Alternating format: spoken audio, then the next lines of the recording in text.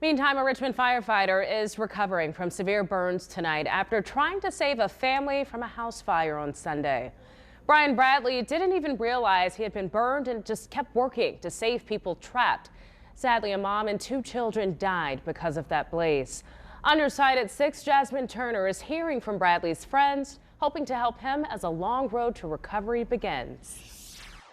Friends and fellow firefighters say Brian Bradley is always willing to sacrifice for others. They tell me he wanted to do all he could to save a family from a burning home Sunday. He's the first guy you're going to call because you know he's going to drop whatever he's doing and be there to help you. And Brian Bradley was among the first to respond to a devastating house fire Sunday morning on Banton Street in Richmond. 6 people were said to be trapped inside, including children.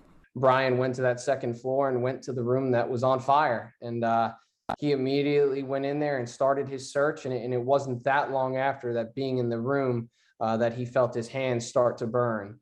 The way adrenaline works is kind of amazing. And he wasn't sure, and he had no idea it was actually his hands that were burning, and he thought it was his gloves. So he went downstairs and swapped them out with a fresh pair that he had in his pocket as a spare, and went back and worked for another several minutes. Ryan Burke says Bradley didn't realize both of his hands had been burned. He changed gloves and kept working because he knew that those kids were still reported as in the house. The burns turned out to be severe. It was almost as bad as it could get without any permanent damage or deficit.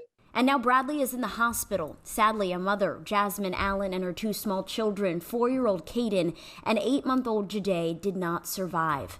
Bradley's friends now doing what they can to support him and his wife. He's going to not have mobility of those hands for quite some time. So, he's going to need help with pretty much everything. Nearly $9,000 has been raised for Bradley in less than 24 hours. If this had happened to anybody else, they would be doing the exact same thing, stepping up as much as they could for anyone. And they just have the most loving hearts. Ryan Burke says it is humbling and hopeful to see the way the community has come together to support the victims' families as well as Bradley. On your side, Jasmine Turner, NBC 12.